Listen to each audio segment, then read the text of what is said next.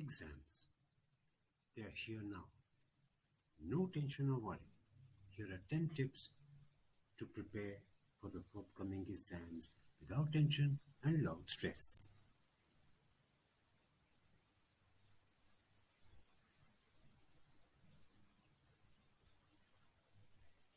The main points here are a routine, create a routine, stay focused and organize yourself for the forthcoming exams.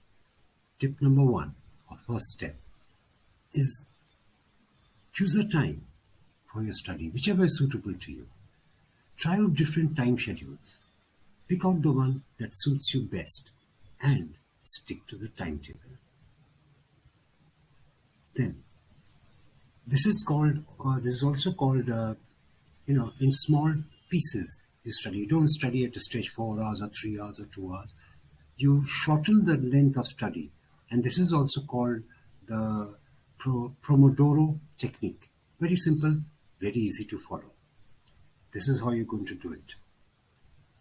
You study for 40 minutes, take a 10-minute break. Now, in those 40 minutes, study with concentration and dedication.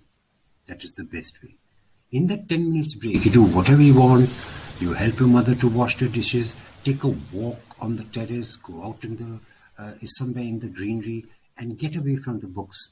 But return to your desk or study place within those 10 minutes. Do not extend the time. Here, the most important thing is be honest to yourself. Then, of course, I've explained this. The best place to study is to study without disturbance. No communication. Your phone should be switched off.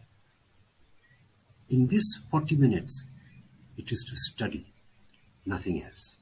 No discussions or anything. And this is the most important time for this schedule. The 10-minute breaks, but leaves you to refresh. Then this place can be you can form even study groups. But remember, when you study in groups, ensure you follow the 40-10 method. 40 minutes of concentrated and dedicated study, 10 minutes break. In that 10 minutes, you can shout, you can dance and do whatever. But within that, by the time you finish those 10 minutes break, come back to your studies. Here, the most important thing is to be honest to yourself. Because you're cheating yourself. You'll only be cheating yourself, no one else. And I've already discussed this. Take a 45-minute study or 40 minutes, whichever is that, and you can relax, come refreshed, and it works.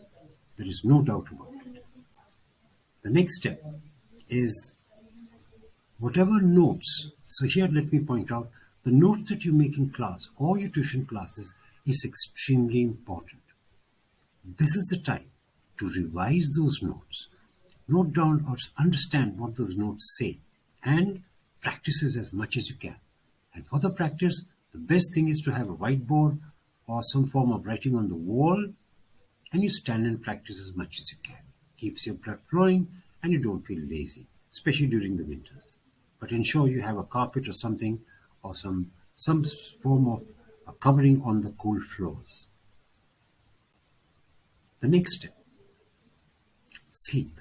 Oh, who doesn't want to sleep? Everyone wants to sleep. However, a controlled time to have a full, restful sleep, that's important.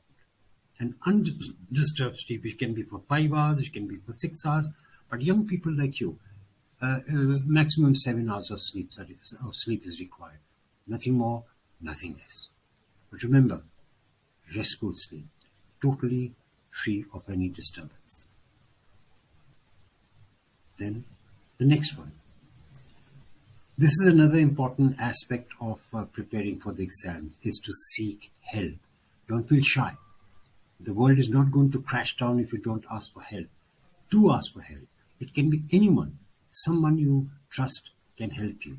Maybe your school teachers in school, or your tuition masters.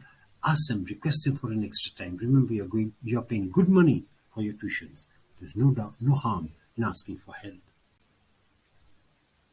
The next step is your diet. This is an essential part of your stressless exam, is to have a proper diet at the proper interval of time. If you have lunch or breakfast at 8 o'clock every day, ensure you continue this. Then have lunch at an appropriate time, snacks in between, and a balanced diet. Diet means nutritious, wholesome diet. There are lots of diets on, especially the local diets, they're very good.